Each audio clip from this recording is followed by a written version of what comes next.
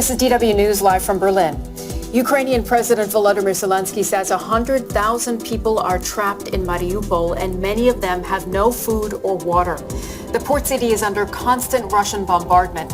Zelensky says shelling is sabotaging civilian escape routes, and he accuses Russian soldiers of blocking a convoy of humanitarian relief. Also coming up, German Chancellor Olaf Scholz addresses Parliament over the Ukraine crisis. Scholz told lawmakers Ukraine could rely on Germany's solidarity, but he said that NATO would not agree to demands for a no-fly zone over Ukraine because it could not risk direct confrontation with Russia. And hundreds of dancers flee both Ukraine and Russia. Now they're training alongside each other as the Berlin State Ballet opens its daily practice sessions to escapees.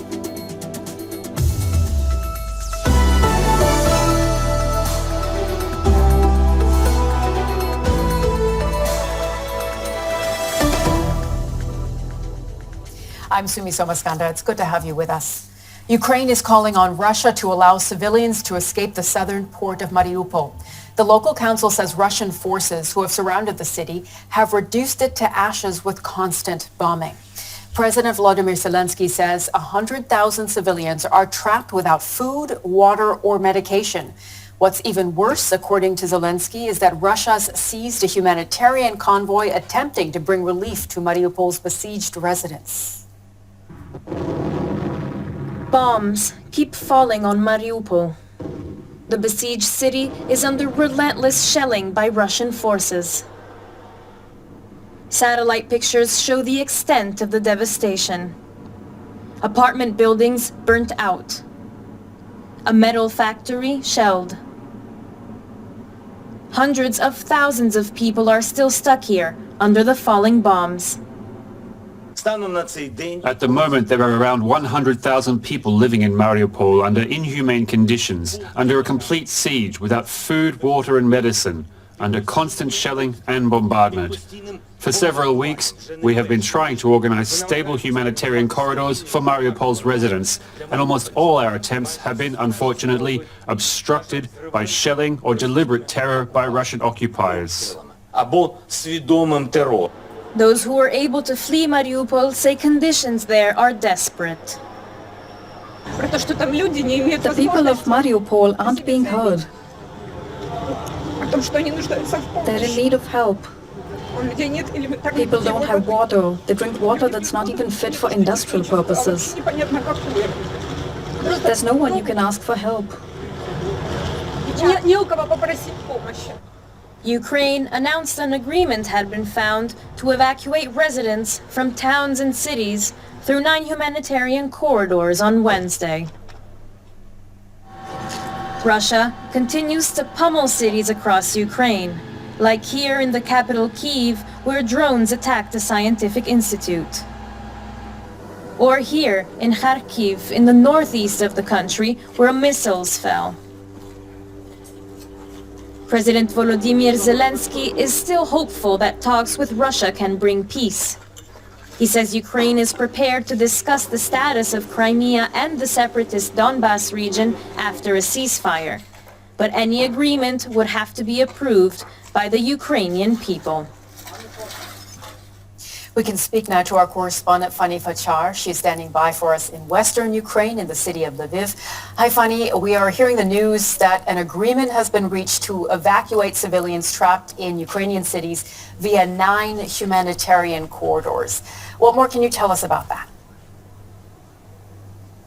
Well, this is pretty good news if those 9 humanitarian corridors actually operate and people can be evacuated. Something, of course, as we have seen during this war during the past weeks, either worked in a very limited way or not at all. And when it comes to the town of Mariupol, unfortunately, there's no agreement there in terms of trying to get people out and have a humanitarian corridor established to get a significant number of people out, at least 100,000 of people. Instead, Ukraine said that in a nearby town. They basically set up transportation for people who make it out thus far. And of course, so many of them would like to just make it here where we are right now, to Lviv, which is basically the last town on the way out from Ukraine to Poland. But millions and millions of people who have that goal to finally leave remain trapped in the residential areas, remain trapped in a situation where they themselves do not know, not just how to get out, but even just how to get basic information,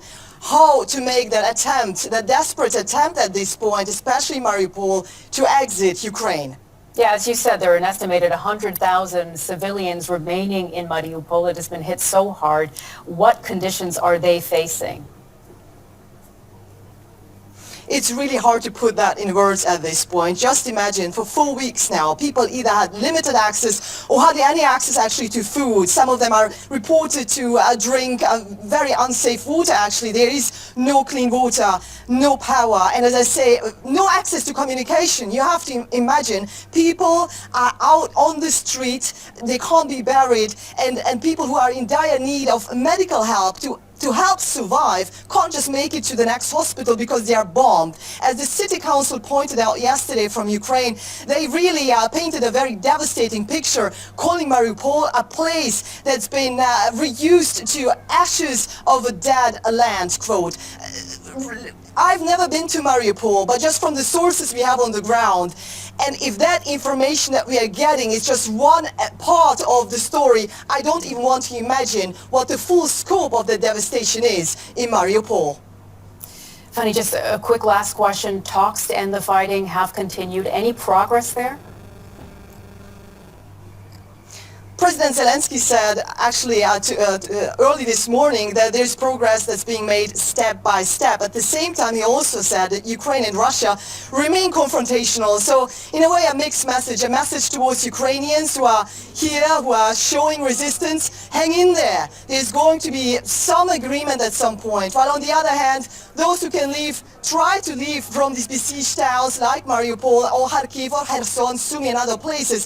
So if you ask me personally, and given the negotiations that Ukraine already had, the delegations of Ukraine and Russia, I don't see an immediate change at this point. What people are hoping here on the ground with President Zelensky reaching out to various politicians, but even to the Pope yesterday, that at least a ceasefire or a limited ceasefire can be reached. DW's Fanny Fattar reporting there for us from Lviv. Thank you so much.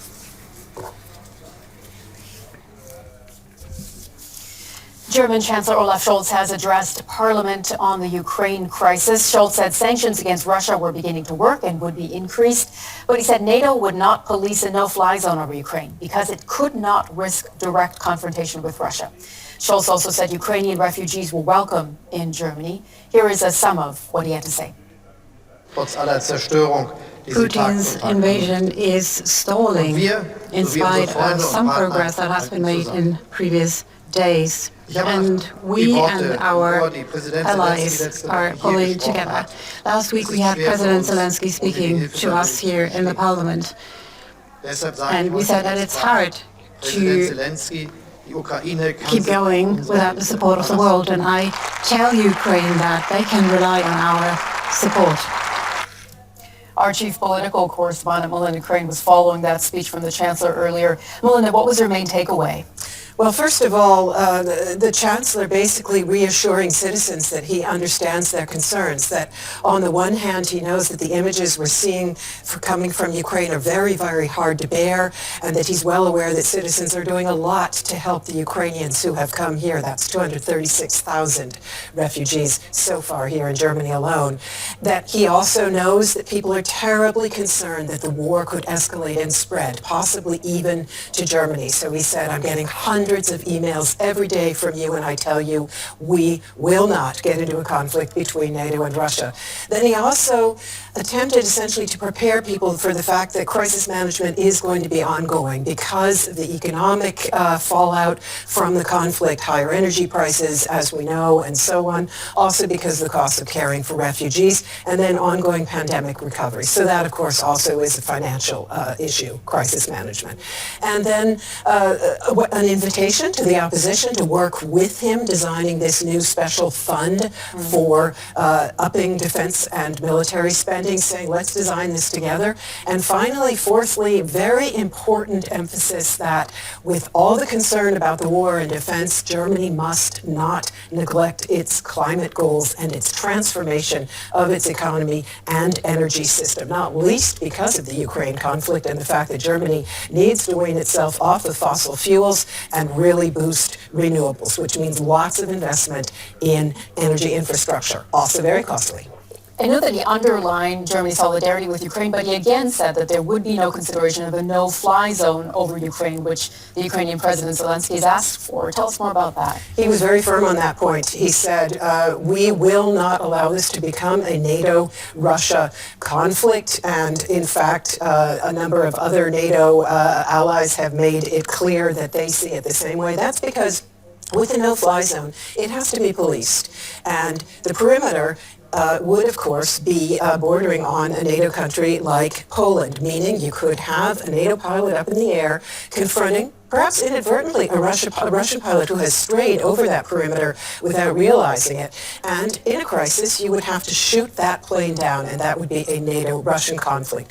The Chancellor said that is not going to happen, and there he has backing. He also, though, talked about an embargo on oil and gas from Russia, something other countries have been pushing Germany to do, and made it clear he does not want to go along with that. Germany looking increasingly isolated on that point, but he's sticking to it for now.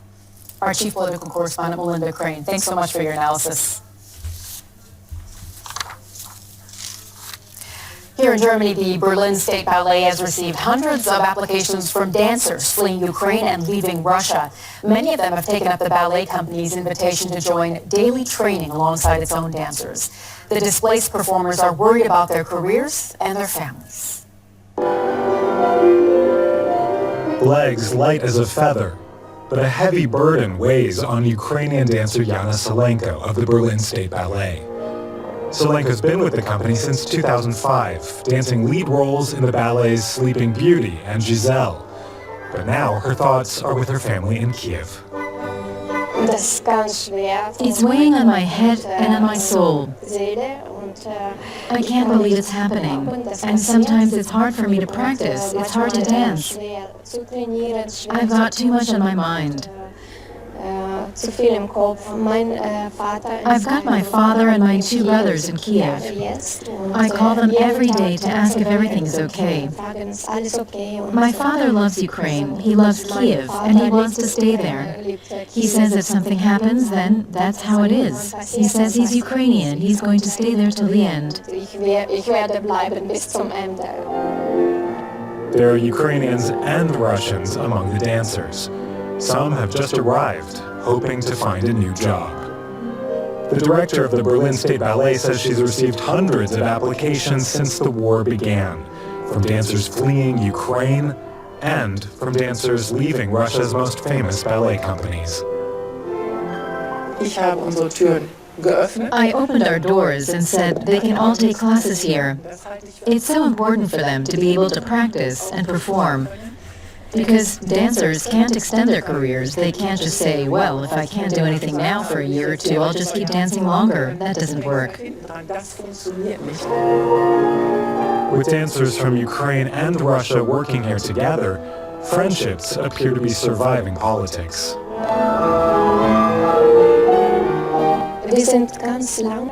We've grown so close, like brothers and sisters. Now I can't just think, well, they're Russians, and I'm Ukrainian. Many of them have family in the other country too, so there are connections.